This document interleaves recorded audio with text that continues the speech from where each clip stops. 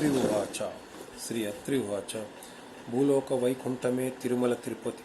తిరుమలతో సమానమైన పవిత్ర ప్రదేశం గాని, శ్రీ వెంకటేశ్వరునితో సమానమైన దైవము గాని ఇంతకు ముందు లేడని, ఇక ముందు ఉండబోదని పురాణాలు ఘోషిస్తున్నాయి. శ్రీనివాసునిగా వెలిసిన శ్రీమన్నారాయణునికి తన భక్తులంటే అలవి మాలిన ప్రేమ, ఎవరైతే తన మీదే పూర్తి భారం వేసి నిత్యం తననే స్మరిస్తూ సత్ప్రవర్తన కలిగి జీవిస్తారో వారి యోగక్షేమం తానే వహిస్తాడు.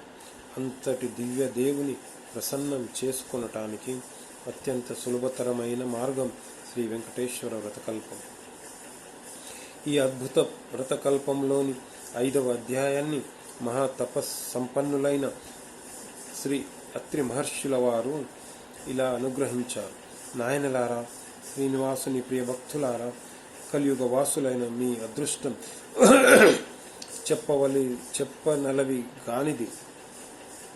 కృత, త్రేత, ద్వాపర యుగాలలో ఎంతో కఠోర నియమ నిష్టలతో ఆరాధిస్తే గాని ప్రసన్నం కాని శ్రీమన్నారాయణుడు కలియుగంలో కేవలం నామస్మరణంతోనే మిమ్మల్ని అనుగ్రహిస్తున్నాడు. అర్తితో పిలిచిన వారి చెంత తక్షణం ఉంటాడు. అంతటి కరుణామూర్తి శ్రీనివాసుడు.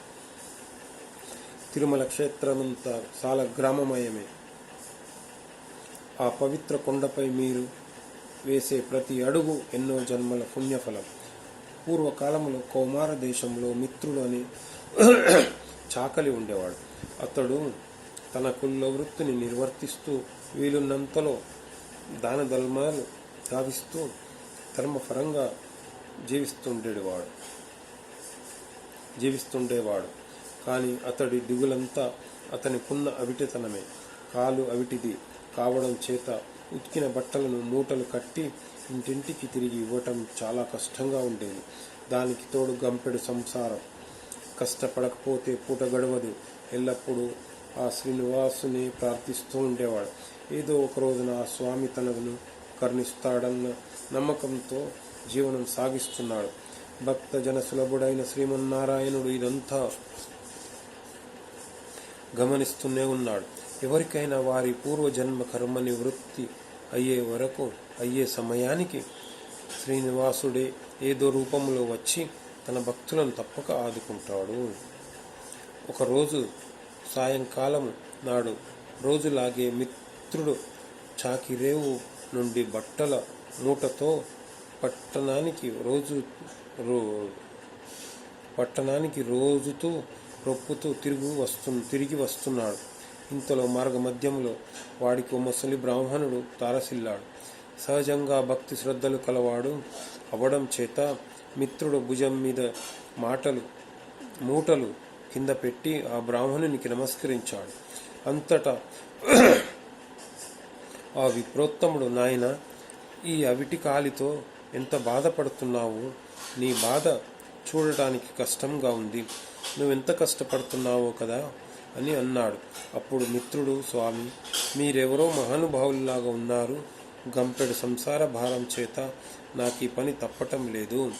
ఈ అవిటితనం పోయే మార్గం ఏదైనా సెలవీయవలసింది అని విన్నవించుకున్నాడు. అప్పుడు ఆ ముసలి బ్రాహ్మణుడు, నాయన, తప్పక చెప్తాను, సావధానంగా విను. నీ అవిటితనం పోయేవిడమే కాకుండా నీకు అష్టైశ్వర్యాలు కలిగే వ్రతం ఒకటి చెప్తాను. వ్రతం ఆచరించిన మరుక్షణమే నీకు 1000 వరహాలు లభిస్తాయి. అయితే ఒక షరతు, అందులో సగం నాకు సమర్పించాలి. రేపు మళ్ళీ అదే సమయానికి ఇక్కడికి వస్తాను అని చెప్పాడు. అప్పుడు మిత్రుడు, స్వామి, ఇంతకు మించిన మహాభాగ్యం ఏముంటుంది?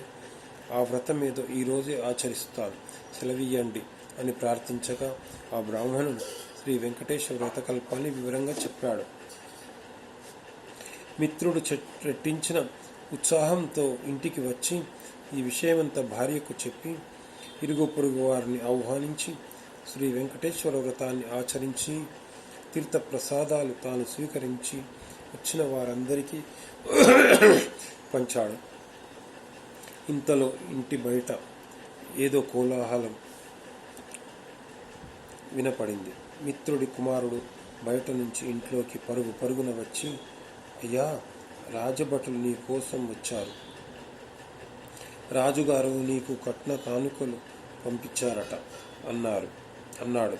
ఇంతలో రాజభటుడు వచ్చి మిత్రుడిని రాజుగారి ఆస్థానములో చాకలిగా నియమించారని 1000 వరహాలు బహుమానంగా పంపారని చెప్పి మిత్రుడి చేతిలో 1000 వరహాల మూట పెట్టారు.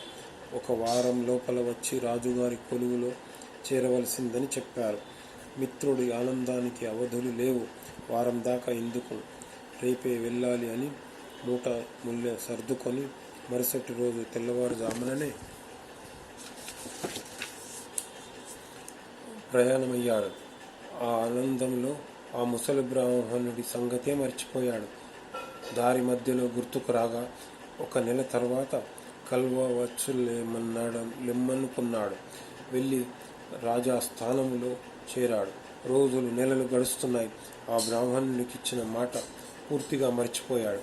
అంతే, బ్రాహ్మణ రూపంలో వచ్చిన ఆ స్వామివారికి కోపం వచ్చింది. మానవ నైజం అంతేనని అనుకున్నాడు. శ్రీ స్వామివారు తన మహత్యం చెప్పాలని నిర్ణయించుకున్నాడు.